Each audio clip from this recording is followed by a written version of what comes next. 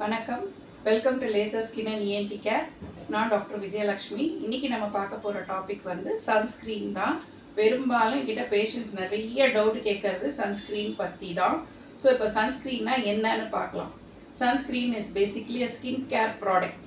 Okay, நம்ம use பண்ணுற creams, lotions, moisturisers மாதிரி அதுவும் ஒரு பொருள். ஓகே, இது என்ன பண்ணோம்னா வெயிலோட கதிர்கள் வந்து நம்ம தோலை தாக்காமல் பார்த்துக்கும். ஸோ பெரும்பாலும் பார்த்தீங்கன்னா சன்ஸ்க்ரீனில் வந்து எஸ்பிஎஃப்னு எழுதியிருக்காங்க. இதெல்லாம் என்னன்னு உங்களுக்கு கேட்க தோணும். ஸோ இது எஸ்பிஎஃப் அப்படின்னா சன் ப்ரொடெக்டிவ் ஃபேக்டர்.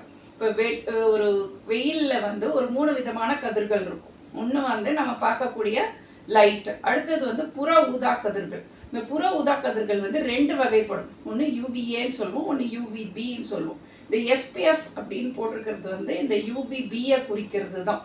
ஸோ எவ்வளோ எஸ்பிஎஃப் இருக்கோ அவ்வளோ வந்து நம்ம வந்து பி நம்மளை தாக்காமல் பார்த்துக்கும். இப்போ ஒரு 50 எஸ்பிஎஃப் 50 அப்படின்னு ஒன்று போட்டிருக்காங்க ஒரு சன்ஸ்க்ரீனில் அப்படின்னா 50 டைம்ஸ் நம்மளை வந்து இந்த யூவிபி லைட் நம்மளை தாக்காமல் பார்த்துருக்கும். இப்போ சப்போஸ் வந்து ஒரு எஸ்பிஎஃப் வந்து 60% போட்டிருக்குன்னு வச்சுக்கோங்க.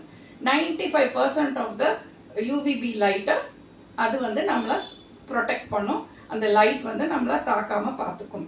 ஓகே, திரும்பவும் நான் சொல்கிறேன், இந்த SPF is not so important for south Indian skin. நம்ம எதுக்காக சன்ஸ்க்ரீன் யூஸ் பண்ணிக்கிறோம்? இப்போ மேக்ஸிமம் பார்த்திங்கன்னா ஏஜிங் சேஞ்சஸ்க்காகவும் பிக்மெண்டேஷனுக்காகவும் தான் நம்ம யூஸ் பண்ணுவோம். ஸோ நமக்கு முக்கியமான ஃபேக்டர்னு பார்த்திங்கன்னா பிஏ அப்படின்னு போட்டிருக்கும். ஸோ பிஏனா பிக்மெண்டேஷன், ஏனா ஆன்டி ஏஜிங் எஃபெக்ட். இப்போ இதுதான் நமக்கு ரொம்ப தேவை இல்லைங்களா? இந்த எஸ்பிஎஃப்ன்றது வந்து more for very white skin, அதாவது யூரோப்பியன் ஸ்கின்னு சொல்லுவோம். அந்த ஸ்கின் வந்து ஈஸியாக பேர்ன் ஆகும். பட் நம்மளோட ஸ்கின்ல வந்து நம்ம பெரும்பாலும் பார்க்குறது வந்து ஏஜிங் அண்ட் பிக்மெண்டேஷன் தான். ஸோ இப்போ ஒரு சன்ஸ்க்ரீனில் வந்து பிஏ ப்ளஸ்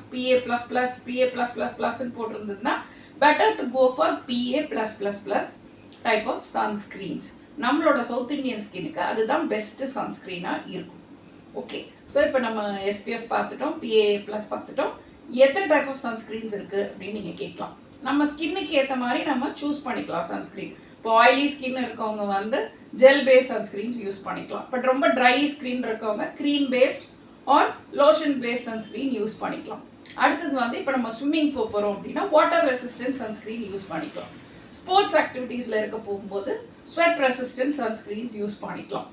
இப்போ வந்து நமக்கு ரொம்ப பெரிய லைட்டில் இருக்க போகிறோம், சன்லைட்டில் இருக்க போகிறோம், ப்ரொலாங்டாக இருக்க போகிறோம், ஹெவி லைட்ஸில் இருக்க போகிறோம் அப்படின்னா it is better to go for physical sunscreens. இந்த டைட்டானியம் ஆக்சைடு, ஜிங்க் ஆக்சைடு இதெல்லாம் கலந்து செய்கிற ஃபிசிக்கல் சன்ஸ்க்ரீன்ஸை யூஸ் பண்ணலாம். பட் இதில் ஒரே ப்ராப்ளம் என்னென்னா ஒயிட் காஸ்ட். வெயில் அந்த சன்ஸ்க்ரீன் போட்டுட்டு நம்ம போகும்போது அது வெள்ளை அடித்த மாதிரி இருக்கும். அதுதான் ஒரே பிரச்சனை. இப்போ சின்ன குழந்தைங்களுக்கு யூஸ் பண்ணும்போது கூட இந்த மாதிரி ஃபிசிக்கல் சன்ஸ்க்ரீன்ஸ் யூஸ் பண்ணிக்கலாம். இதனால வந்து ரொம்ப சேஃபாக இருக்கும், கெமிக்கல்ஸ் யூஸ் பண்ணாத மாதிரி இருக்கும். ஓகே, ஸோ அப்போ அடுத்த கொஸ்டின் வரும், என்ன கெமிக்கல் சன்ஸ்க்ரீன் ஒன்று இருக்கா, ஃபிசிக்கல் சன்ஸ்க்ரீன்ஸ் ஒன்று இருக்கா அப்படின்னு கேட்பீங்க. கெமிக்கல் சன்ஸ்க்ரீன்ஸும் ஃபிசிக்கல் சன்ஸ்க்ரீன்ஸுக்கும் என்ன வித்தியாசம்னா, இப்போ ஃபிசிக்கல் சன்ஸ்க்ரீன் நம்ம ஏற்கனவே பார்த்த மாதிரி இது டைட்டானியம் ஆக்சைடு, ஜிங்க் ஆக்சைடால் செஞ்ச ஒரு